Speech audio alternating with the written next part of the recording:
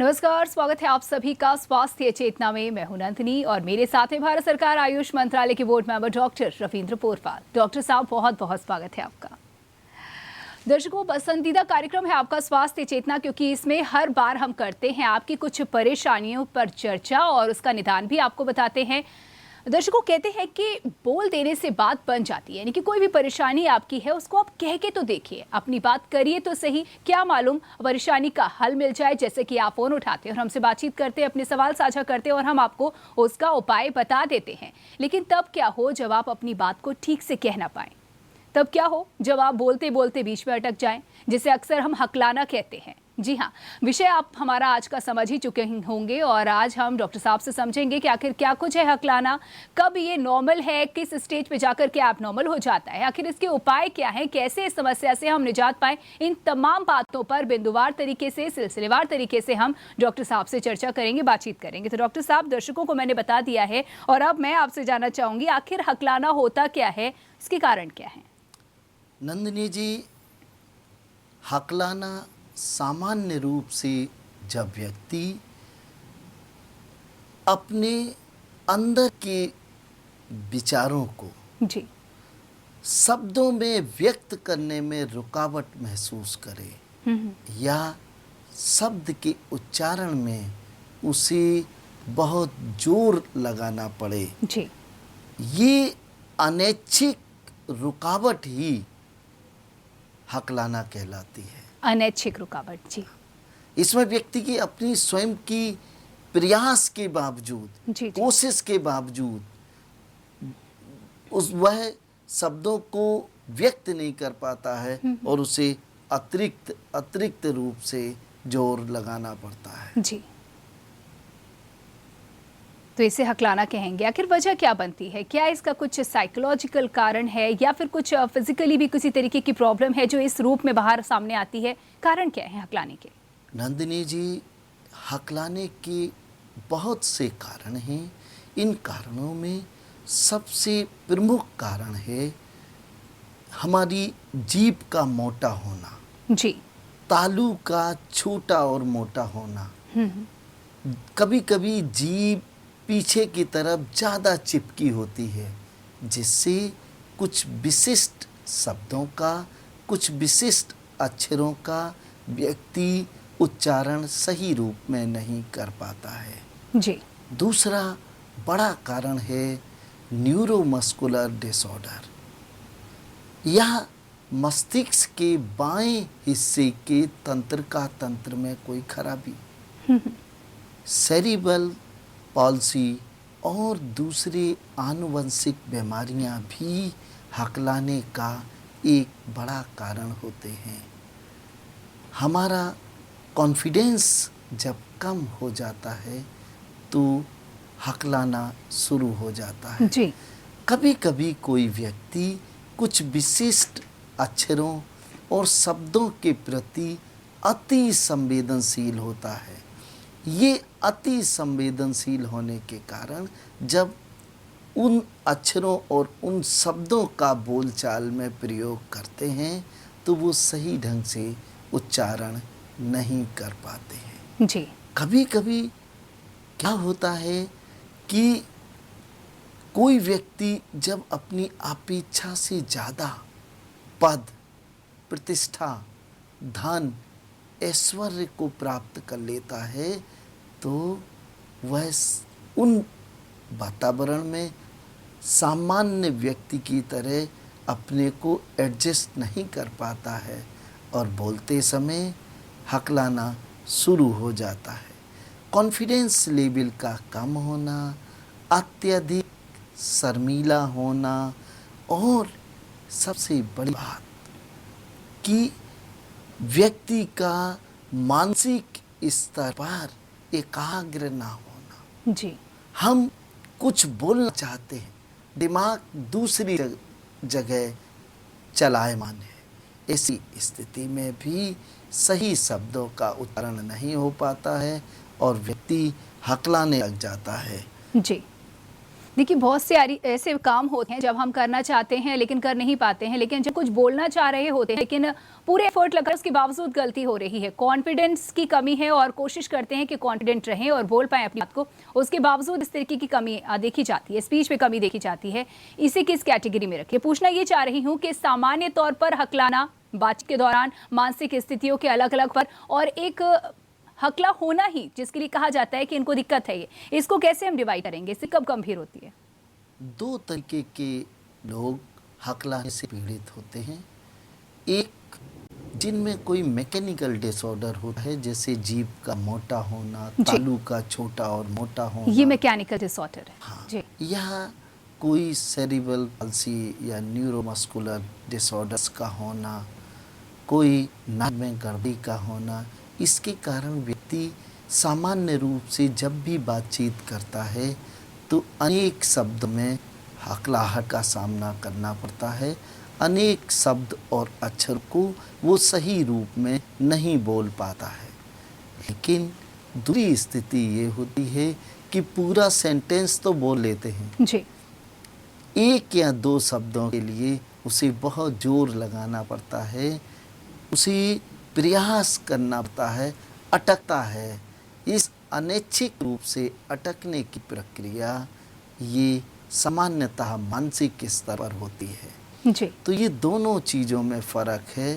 पहला, जब हमारे शरीर के अंदर कोई मैकेनिकल डिसऑर्डर होता है तो हम अनेक शब्दों में हकलाते हैं, सही ढंग से अपनी अभिव्यक्ति को शब्दों में व्यक्त नहीं कर पाते। लेकिन जब हम घर में अपने पेरेंट्स के सामने, अपनी पत्नी और बच्चों के सामने, परिवार के सामने, मित्रों के सामने सामान्य रूप से बातचीत करते हैं, हकलाहट नहीं आती है या बहुत कम आती है। लेकिन कभी कभी जब हम विशिष्ट स्थिति में होते हैं, किसी बड़े व्यक्ति के सामने जाते हैं, मिलते हैं, या हमारी कोई विशेष परिस्थिति होती है तो शब्दों का बाहर निकल कठिन हो जाता है। बहुत जोर निकाल के हमें शब्द बोलने पड़ते हैं, अटकते हैं। इस स्थिति का मूल कारण हमारी मानसिक दशा है, हमारी हीन भावना है, हमारी कॉन्फिडेंस लेवल में कमी है। बिल्कुल। देखिए, एक व्यक्ति ऐसा है जो बहुत शर्मीला है, जिसका कॉन्फिडेंस लेवल भी लो है और उसने एक आवरण में खुद को ढक रखा है, तो क्या ये पॉसिबल है कि उससे एक बार सही तरीके से गाइड कर दिया जाए और एक बार उसका कॉन्फिडेंस लेवल बढ़ा दिया जाए और अच्छे से उसको कॉन्फिडेंस महसूस कराया जाए कि आप अच्छे से बोल सकते, कर सकते, तो दोबारा वो नहीं हकलाएगा? क्या ऐसा पॉसिबल है? नंदिनी जी, हकलाना एक बड़ी समस्या है जी। और इसका एक क्रमबद्ध तरीके से उपचार करने की जरूरत होती है।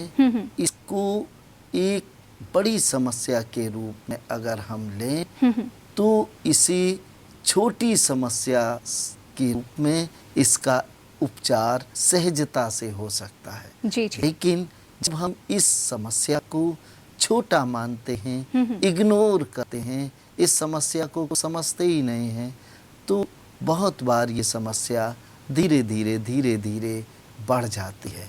यौगिक आसनों की मदद से, यौगिक क्रियाओं की मदद से हम इस समस्या को काफ़ी हद तक नियंत्रित कर सकते हैं। जी, यानी कि समस्या भले ही मामूली लग रही है, लेकिन इसे गंभीरता से लेते हुए अगर इसके इलाज की तरफ, निदान की ओर बढ़ जाएंगे, बहुत ही आसानी से आप इसे दूर कर सकते हैं। तो आपने यौगिक आसनों का जिक्र किया डॉक्टर साहब, तो मैं चाहूंगी हमारे दर्शकों को आप बताएं कौन कौन से तरीके हैं जिससे हम हकलाने की समस्या से निजात पा सकते हैं। हकलाने से बचने के लिए भ्रामरी प्राणायाम बहुत कल्याणकारी है, बहुत लाभकारी है। अगर प्रातः और सायंकाल हम 3-3 मिनट तक भ्रामरी प्राणायाम का अभ्यास करें तो किसी भी कठिन से कठिन शब्द का भी सहज रूप में बिना हकलाहट के आसानी से उच्चारण करने की क्षमता आ जाती है। इसके अलावा यौगिक आसनों में हम सर्वांगासन, धनुरासन, चक्रासन और पश्चिमोत्तान आसन जैसे आसनों का 2 मिनट तक यदि अभ्यास करेंगे तो चाहे मैकेनिकल डिसऑर्डर के कारण हमारा हकलाना हो या हमारी कॉन्फिडेंस लेवल को कम होने के कारण हमारे अपने मानसिक समस्याओं के कारण तनाव के कारण हकलाहट होती है, तो उस समस्या से भी हम पूरी तरह छुटकारा पा सकते हैं। सिंहासन एक ऐसा आसन है जो हमारे कॉन्फिडेंस लेवल को तो बढ़ाता ही है, हमारी हकलाने की समस्या को भी बहुत जल्दी ठीक करता है। जी। लेकिन ध्यान रखना चाहिए कि सिंहासन का अभ्यास कम से कम 2 मिनट तक सांस प्रश्वास को सामान्य रखकर करना चाहिए। जी। इसके अलावा यदि हम षटकर्म की क्रियाएं जैसे गजकर्म जिसे कुंजल कहते हैं, जलनेति की क्रिया, नौली की क्रिया अगर करते हैं तो बहुत लाभ होता है। जिन लोगों को बोलते समय घबराहट हो जाती है, बहुत जल्दी करते हैं बोलने की, ऐसे लोग अगर त्राटक का अभ्यास करें तो उन्हें चमत्कारिक लाभ होता है। कुछ ही सप्ताह में हकलाहट पूरी तरह ख़त्म हो जाती है और पूरी कॉन्फिडेंस के साथ वो सामान्य व्यक्ति की तरह बातचीत करने लगते हैं। जी। आयुर्वेदिक उपचार भी बहुत उपयोगी हैं। इसमें सारस्वत चूर्ण बहुत उपयोगी और आयुर्वेदिक औषधि है। ये सभी कंपनियों का बना बनाया आयुर्वेदिक स्टोर पर मिलता है। जी। सारस्वत चूर्ण 1 चम्मच प्रातः सायंकाल सेवन करने से हमारा कर्कश स्वर तो मधुर होता ही है, हमारा कॉन्फिडेंस बढ़ता है, हमारा तनाव कम होता है और वो लोग जिनकी मानसिक अस्थिरता बहुत है, बोल किसी से रहे हैं, बात कुछ कर रहे हैं और दिमाग कहीं खाने पे लगा है, दिमाग कहीं तीसरी चीज़ में उलझा हुआ है, ऐसे लोग बहुत बार हकलाने लग जाते हैं। इस आयुर्वेदिक महाऔषधि के सेवन से ऐसी समस्याओं से छुटकारा मिल जाता है। लेकिन जिनका मैकेनिकल डिसऑर्डर है, जीभ मोटी है, तलवा छोटा है, जिसके कारण कुछ विशेष शब्दों का हम सही ढंग से उच्चारण नहीं कर पाते हैं, उनके लिए एक बहुत बहुत लाभप्रद नुस्खा है कि अमलतास के गूदे को ले लें और थोड़ी सी धनिया को, हरा धनिया को पीस के उसकी चटनी जैसा बना लें। अब 1 गिलास पानी में 2 चम्मच अमलतास का गूदा और 2 से 3 चम्मच धनिया, हरा धनिया के पाउडर को, हरा धनिया की चटनी को घोल दीजिए और इस गर्म पानी से सुबह और शाम गरारे करिए। गरारे करने के बाद कम से कम 25 से 30 मिनट तक कोई भी चीज़ ना तो खाएं ना पिएं। अगर आपको प्यास लगती है तो पानी पहले पी लें, फिर इसको करें। इसके बाद अगर पानी पीते हैं तो स्वर भरभराने लगता है, आवाज़ मोटी होने लगती है। जी, यानी कि गलती अगर करेंगे तो इसका साइड इफ़ेक्ट आ सकता है सामने। अब बिल्कुल देखिए, उपाय आप बता रहे हैं, अक्सर आप घर की रसोई से भी कुछ नुस्खे बताते हैं। अमूमन कहा जाता है कि आप तीखा खाते हैं तो आपकी ज़ुबान तेज़ होती है, तो क्या ये इस बात में सच्चाई है? आप क्या सजेशन देंगे? तीखा खाने से विटामिन B12 की पूर्ति होती है और विटामिन B12 हमारे सही शब्दों के उच्चारण में भी मददगार होता है। जी। इसलिए B12 का सेवन करना किसी भी रूप में खराब नहीं है, अच्छा है। जी। हमने जो 2 उपाय बताए हैं ये औषधि हैं, ये बीमारी को, समस्या को जड़ से ठीक करने में मददगार हैं। जी, बिल्कुल। तो ये 2 उपाय हैं, 2 नुस्खे हैं, इनके साथ आप अगर इनका प्रयोग करेंगे तो आप हकलानी जैसी समस्या से निदान पा लेंगे। डॉक्टर साहब, और भी कुछ ऐसे उपाय, कुछ ऐसे नुस्खे जो आपको लगता है कि हमारे दर्शकों को फ़ायदा पहुंचा सकते हैं? किस किस उम्र के लिए ये नुस्खे कारगर रहेंगे, किस उम्र के लिए, बुजुर्गों के लिए अगर कुछ अलग से उपाय हो, क्योंकि सबका अलग अलग स्टैमिना होता है, अलग अलग पाचन शक्ति होती है, तो क्या बताएंगे? मैं हकलाने से पीड़ित लोगों के लिए 3 बातें और कहना चाहता हूँ। पहली चीज कि जब भी आपको हकलाहट हो, आप चाहते हुए भी शब्द सही ढंग से उच्चारित ना कर पाएं, जोर लगाने पर, बार बार प्रयास करने पर भी शब्दों का सही उच्चारण ना कर पाएं, तो कभी भी डिसअपॉइंटेड ना हो, निराश ना हो, हताश ना हो और अपने मन में कुंठा ना पैदा करें।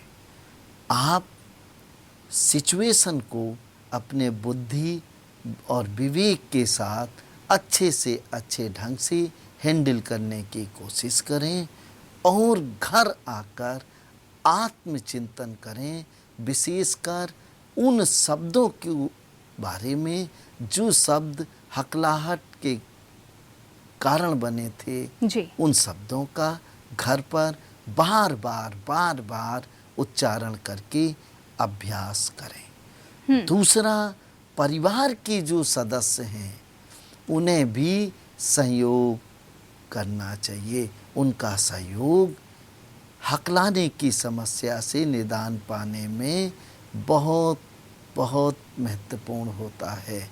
स्पीच थेरेपी और बिहेवियर थेरेपी भी बड़े मददगार कदम हैं। जी। इस समस्या से पुरुष और स्त्री दोनों लोग पीड़ित होते हैं, लेकिन स्त्रियों का प्रतिशत बहुत कम है। जी। पुरुष ज़्यादा इस समस्या से पीड़ित होते हैं। इसलिए हमेशा याद रखिए कि आपका कॉन्फिडेंस लेवल, आपका विवेक, आपका धैर्य और आपका सद प्रयास आपको इस शर्मिंदगी वाली समस्या से पूरी तरह निदान दिला सकता है, पूरी तरह निजात दिलाकर आपको हकलाने जैसी समस्या से छुटकारा प्रदान करेगा। जी, बिल्कुल। देखिए, थोड़ी बहुत परेशानी हो तो हम खुद भी प्रैक्टिस कर सकते हैं, लेकिन जैसा कि आपने शुरुआत में ही कहा कि इसे मामूली सी लगती ज़रूर है ये परेशानी, लेकिन अगर गंभीरता से लेते हुए इसका इलाज करेंगे तो बहुत ही आसानी से आप इस पर काबू पा लेंगे। तो यहाँ पर अगर बात गंभीर पेशेंट की जाए, जिन्हें बहुत ज़्यादा समस्या है, अपनी बात बिल्कुल नहीं कह पाते हैं या फिर उनको कुछ मैकेनिकल प्रॉब्लम है, उनकी ज़ुबान ही मोटी है, तो ऐसे पेशेंट के लिए आप क्या सलाह देंगे, क्या मार्गदर्शन? कुछ विशेष स्थिति में ये लाइलाज हो जाता है। जी। जब कुछ ऐसे न्यूरोमस्कुलर डिसऑर्डर्स हों या ऐसे मैकेनिकल डिसऑर्डर डेवलप हो गए हों, कोई चोट लग गई हो या कुछ ऐसी औषधियों का सेवन किया हो जिनका हमारे लेरिंग्स के ऊपर, हमारे स्वर यंत्र के ऊपर बुरा प्रभाव होता हो, उस स्थिति में ये समस्या एक बीमारी का रूप ले लेती है और ये आसानी से ठीक नहीं होती है। बहुत बार वृद्धावस्था में 75-80 साल की उम्र के व्यक्ति को ऐसी स्थिति का सामना करना पड़ता है।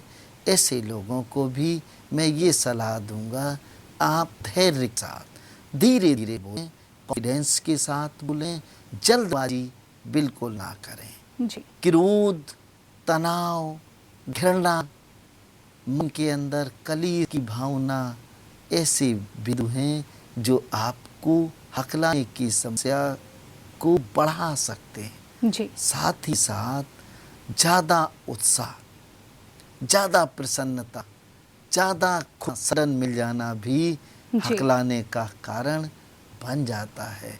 बहुत से लोगों का ऐसा प्रयास कि घंटों योगाभ्यास करते हैं, बीच बीच में पानी पीते हैं, जी। बीच बीच में दाल मोठ खाते हैं, चाय पीते हैं, फिर योग करने लगते हैं, फिर न्यूज़पेपर पढ़ने लगते हैं, फिर प्राणायाम करने लगते हैं। जी। ऐसा आचरण भी अच्छी सेहत के लिए ठीक नहीं है।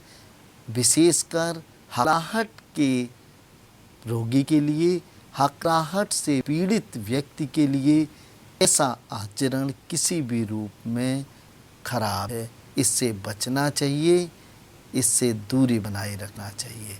साथ ही साथ अपने भोजन में भी ये बात का ध्यान रखना चाहिए कि जंक फूड, फास्ट फूड कम से कम हो। फ्रेश फ्रूट जूस, ताज़ा सलाद, हरी सब्जियां, दालें भरपूर मात्रा में खाएं। भोजन में संयोग वृद्ध आहार का सेवन यथासंभव ना करें। भोजन के तुरंत बाद पानी ना पिएं और भोजन करने के तुरंत बाद विश्राम या कठिन श्रम दोनों वर्जित हैं। भोजन के तुरंत बाद कुछ क्षणों के लिए आप विश्राम कर सकते हैं। अधिकतम 10 मिनट तक आप रेस्ट ले सकते हैं। भोजन के 10 मिनट बाद श्रम करना भी शुरू कर सकते हैं, लेकिन फोड़े चलाने वाला श्रम जी आधा घंटे बाद ही करना चाहिए, क्योंकि इस प्रकार का श्रम करने से जी। हमारी नर्व्स पर, हमारी मसल्स पर बुरा प्रभाव होता है और मस्तिष्क के अंदर ऊर्जा का संचार कम होता है, कैलोरीज कम मात्रा में पहुंचते हैं, जिससे हकलाने की समस्या बढ़ सकती है, शुरू हो सकती है। बिल्कुल, देखिए बहुत सारी ऐसी जानकारियां हमें मिली बातचीत के दौरान जिन्हें हम करते हैं, गलतियां करते हैं, लेकिन सुधार करने की ज़रूरत है। और भी बहुत सारी जानकारियां हम डॉक्टर साहब से हासिल करेंगे, लेकिन यहाँ रुकेंगे एक छोटे से ब्रेक के लिए।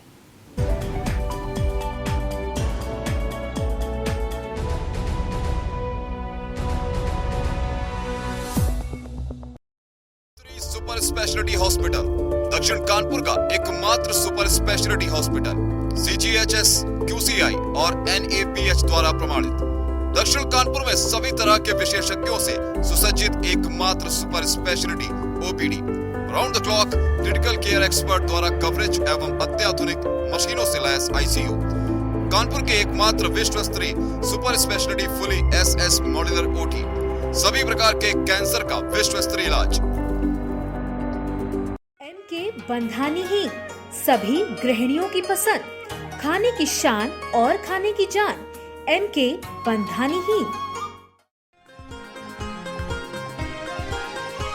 फर्नीचर की रही मिसाल, फैक्ट्री रेट पे मचा धमाल। गजब डिजाइन, लंबी रेंज, घर की ब्यूटी करिए चेंज। माँ भगवती फर्नीचर, माँ Bhagwati furniture. Manufacturer of all kinds of superior and luxurious wooden furnitures. Maa Bhagwati furniture, Vinoba Nagar, Juhi depot चौराहा, ऐसा marble lane, Kanpur. Men in blue आ रहे हैं सोनी के स्पोर्ट्स चैनल्स पर। इंडिया का कैप्टन बात कम करता है, पर इनका बल्ला बहुत बोलता है। लंकन लायंस तैयार हैं, पर मेन इन ब्लू को है सिर्फ जीतने की जिद। देखिए Unacademy cup Sri Lanka versus India ODI series, पहला ODI रविवार 18 जुलाई दोपहर 2 बजे से लाइव। मैं अपनी फेवरेट हूँ, मेरे जैसा कोई दूसरा है चुलबुलापन जिसकी हर बात में घुल जाए, जिंदगी में रंग भर दे। चोरी चोरी चुपके दिल में उतरे, स्वाद से सबको दीवाना कर दे, दीवाना कर दे। मेरी जैसी मेरी अपनी पताका चाय, गजब का स्वाद। श्रीलंकन साड़ीज, कानपुर का जाना माना नाम, जिसके पास है डिजाइनर साड़ियों, ब्राइडल लहंगों व साइड लहंगों का नायाब व विशाल संग्रह, जो आपको बना दे दीवाना। श्रीलंकन साड़ीज, जो हर खुशी के पल में है आपके साथ, इस बार भी दे रहा है आपको ब्राइडल लहंगों व साइड लहंगों पर फ्लैट 30 से 50% का डिस्काउंट। आपकी खुशी हमारा हक है। श्रीलंकन मेहमान नवाजी का शाही।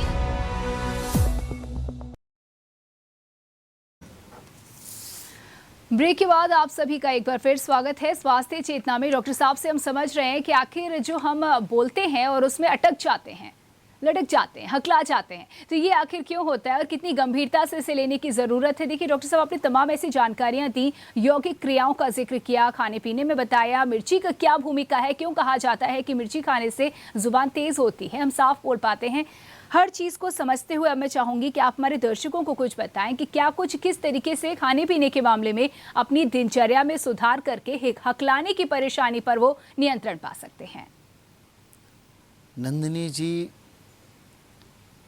हकलाना ही नहीं जी, हमारे जीवन को निरोगी और स्वस्थ बिताने के लिए, स्वस्थ रूप से जीने के लिए आहार की भूमिका बहुत बड़ी है। जी, कुछ आहार हमारी इम्यूनिटी को बढ़ाते हैं, हमारे कॉन्फिडेंस लेवल को बढ़ाते हैं, हमारे न्यूरोमस्कुलर डिसऑर्डर्स को ठीक करते हैं, हमारे नर्वस सिस्टम को स्ट्रॉन्ग बनाते हैं, हमारे मस्तिष्क के बाएं हिस्से के तंत्रिका तंत्र को सशक्त और मजबूत बनाकर हकलाने की समस्या को जड़ से ठीक कर सकते हैं।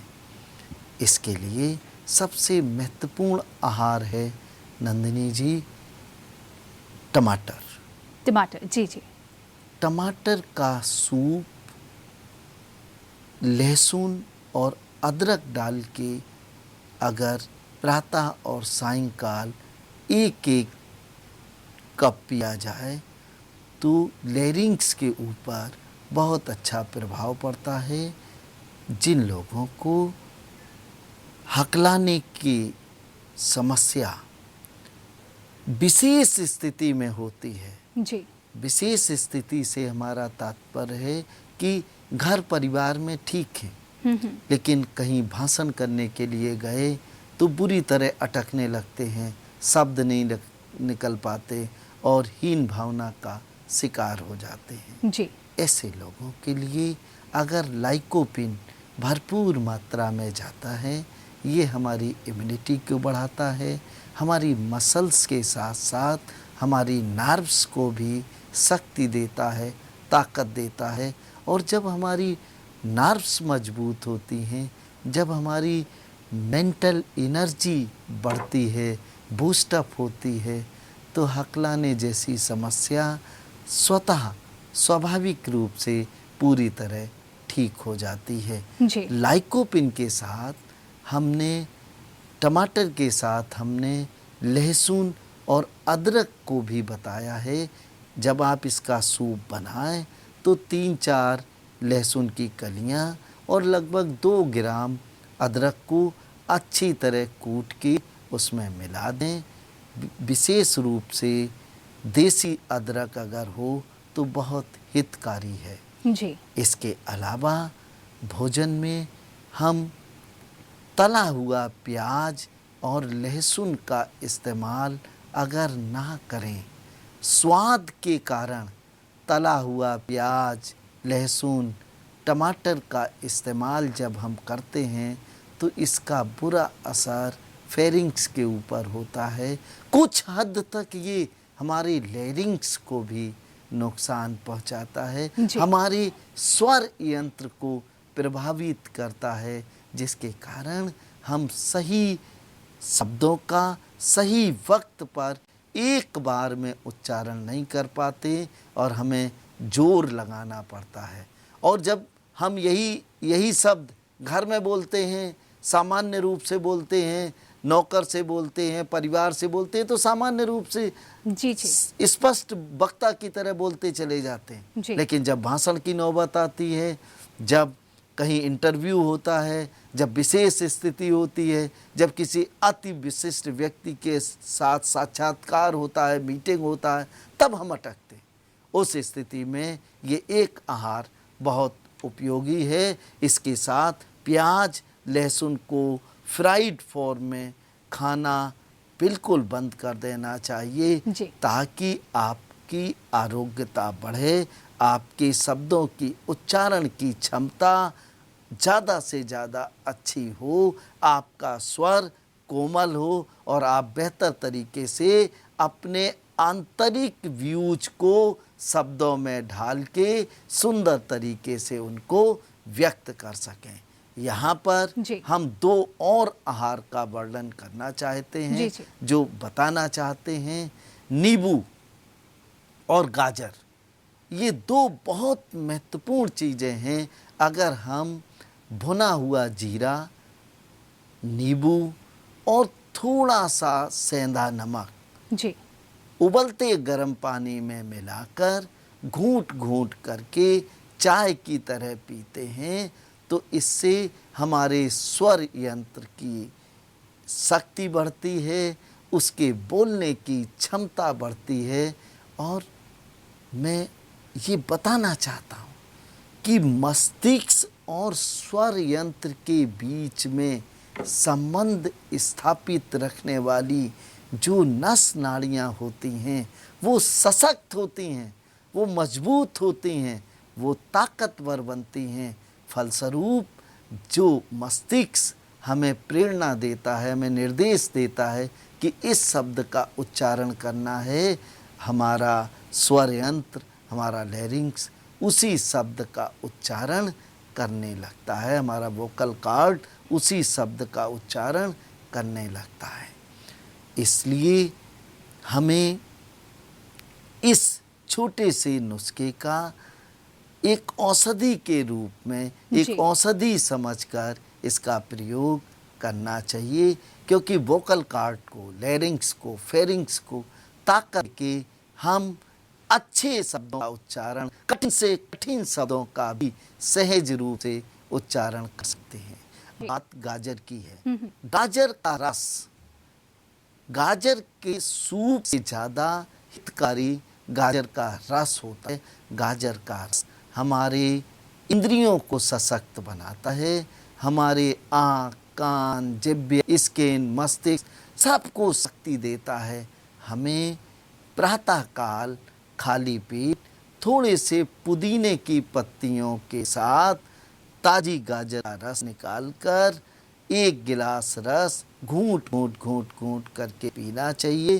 गाजर का रस जो वोकल कॉर्ड है, लैरिंक्स है, जो हमारी श्वास नली है, पूरे रेस्पिरेटरी ट्रैक में जो भरभराहट पैदा करता है, जो कफ जमा होता है, जो छोटे छोटे हानिकारक तत्व, पॉल्यूशन वाले तत्व, कुछ जीवाणु और विषाणु इकट्ठे होकर दुख का कारण बनते हैं, उनको पूरी तरह खात्मा कर देता है, पूरी तरह उनको मार देता है और इस संपूर्ण ट्रैक को कर देता है। हमारे वोकल कॉर्ड को, हमारे लैरिंक्स को, हमारे फेरिंक्स को करता है कि हम किसी कठिन शब्द का भी बेहतर तरीके से उच्चारण कर सकते हैं और हकला की समस्या से पूरी तरह बचते हैं।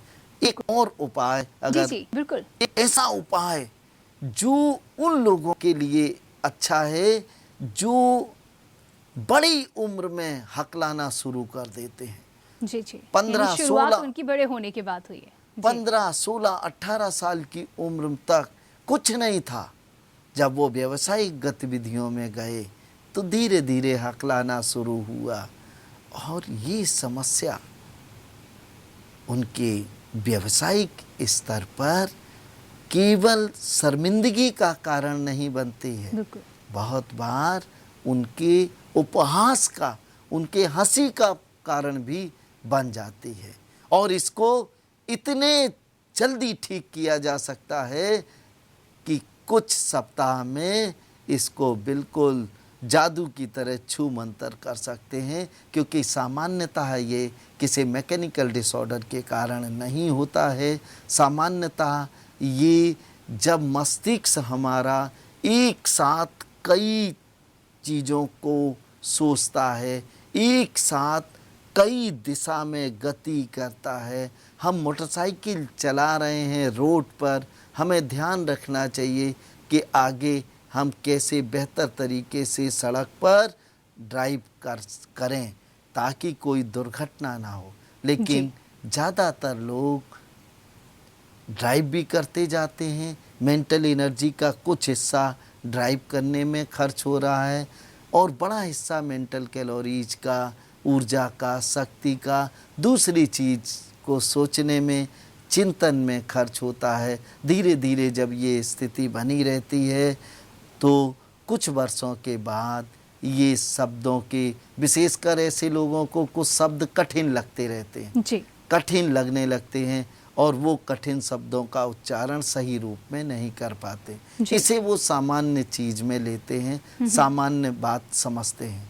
लेकिन जब ये पहले 2-3 शब्द होते हैं और जब ये 2-3 शब्द 10-15 शब्दों में बदल जाते हैं, 20 शब्द हो जाते हैं ऐसे जिनका हम उच्चारण नहीं कर पाते हैं, तो फिर बड़ा कठिन और असहज स्थिति उत्पन्न हो जाती है।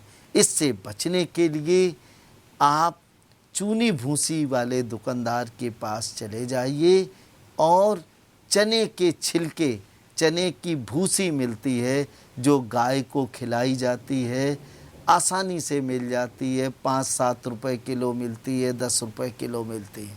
चने के छिलके जिसको बोलते हैं जी। जो चने की दाल बनती है तो दाल तो बन गई, जो छिलका निकला वो जानवरों को खिलाया जाता है। आप 1 किलो खरीद लाइए। इस छिलके को आप अच्छी तरह धुल के सुखा लीजिए या ऐसे ही रखा रहने दीजिए। जब आप इस्तेमाल करें उसी समय 1 मुट्ठी इस छिलके को अच्छी तरह धुलिए, इसकी धूल मिट्टी निकाल दीजिए और रात्रि में पानी में भिगो दीजिए। जी। सुबह इस पानी को, छिलके वाले पानी को इतना उबालिए कि ये चौथाई जल जाए। जब ये चौथाई जल जाए तो इसमें 2 लौंग का पाउडर, 2 काली को अच्छी तरह पाउडर बनाकर और 4-5 छोटी इलायची को पीसकर, इन सबको अच्छी तरह पीसकर मिला दीजिए। अब हमारा पेय तैयार है। स्वाद के लिए इसमें गुड़ मिला सकते हैं। श्वेत चीनी विष की तरह होती है, अगर ये ना मिलाएं तो अच्छा है। गुड़ का इस्तेमाल अगर आपकी जिह्वा अनुमति दे तो कर सकते हैं, अन्यथा आप काला नमक और भुना जीरा डाल के इसको शिकंजी का रूप, गरम शिकंजी का रूप दे सकते हैं, गरम सूप का रूप दे सकते हैं। जी। इसमें कुछ लोग रात्रि में चने की भूसी के साथ काली किशमिश बाजार में उपलब्ध रहती है, वो भी 1 मुट्ठी भिगो देते हैं और उसको भी उबाल के उसका काढ़ा बनाते हैं। जी। आप किसी भी रूप में इस काढ़े का, इसको छान के किसी भी रूप में किसी भी स्वाद की चीज़ को मिलाकर इसको घूंट घूंट घूंट घूंट करके पीजिए। यह उन लोगों के लिए बहुत अच्छा है जो छोटी छोटी बातें भूल जाते हैं। उनकी शब्दकोश के 20-30 शब्द ऐसे होते हैं जो उन्हें कठिन लगने लगते हैं, इनको बोलने में उन्हें असुविधा होती है। और चिंता की बात यह है कि इन शब्दों में बढ़ोतरी भी हो सकती है। बढ़ोतरी होती है और इन शब्दों को बोलने के लिए जब हम ज़्यादा जोर लगाते हैं, अटकने लगते हैं, हम अनैच्छिक रूप से उसको सफल नहीं हो पाते हैं शब्द के उच्चारण में, तब यही स्थिति हकलाने की हो जाती है। ऐसी स्थिति से बचाव के लिए ये एक बहुत कारगर उपाय है, बहुत लाभकारी उपाय है। ये उपाय किसी भी स्थिति में फेल नहीं होता है। इसके चमत्कारिक लाभ आप इस्तेमाल करिए, फिर देखिए। जी, तो नुस्खे बताए गए हैं, इनका भी इस्तेमाल करें। जो प्रैक्टिस करने के लिए कही गई है, जैसे कि जो मुश्किल शब्द हैं उस पर आप प्रैक्टिस कीजिए और कॉन्फिडेंस में इजाफा होगा, आप अटकेंगे नहीं। लेकिन इन सब को करने के दौरान परिवार की भी भूमिका क्या महत्वपूर्ण होती है, परिवार किस तरीके से इस परेशानी से निजात दिलाने की कोशिश में मदद कर सकता है, ये बताएं। हमें हकलाना ही नहीं, कोई भी समस्या हो तो सबसे पहले व्यक्ति को सेल्फ असेसमेंट करना चाहिए। जी। आत्मचिंतन विभिन्न समस्याओं का एक असरदार इलाज होता है, असरदार उपाय होता है।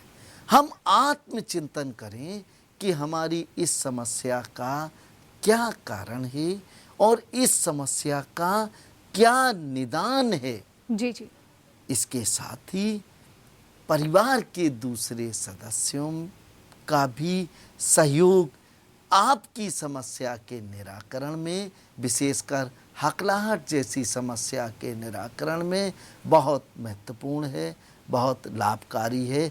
परिवार के दूसरे सदस्यों को सपोर्ट करना चाहिए, दूसरे सदस्यों को सहयोग करना चाहिए और बार बार उच्चारण करने पर भी अगर शब्द नहीं बोल पा रहा है कोई व्यक्ति तो उसे दूसरी बात पर चर्चा शुरू करके उस शब्द से बचना चाहिए। जी। उस शब्द पर उलझना नहीं चाहिए।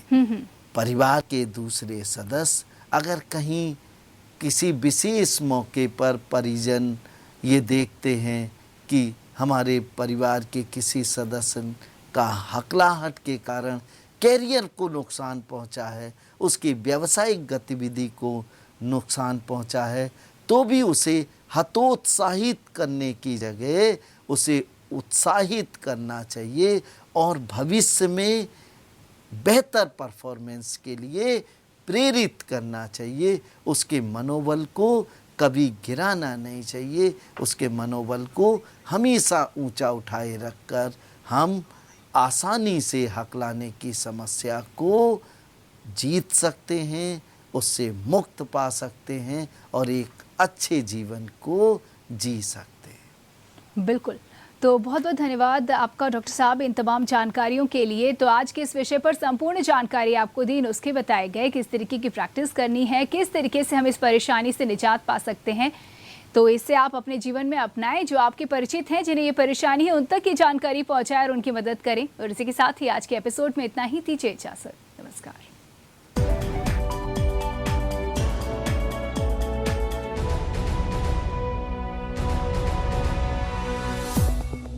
नया सोरो डिशवॉश बार, इसका एक्स्ट्रा लेमन पावर जले हुए बर्तनों और जिद्दी चिकनाई को साफ करे मिनटों में। इसका जर्म्स क्लीनर फॉर्मूला बीमारी फैलाने वाले बैक्टीरिया साफ करे 99% तक। सोरो डिशवॉश बार, कम गले ज्यादा जले। तो आज ही लाएं सोरो डिशवॉश बार। बर्तन वही,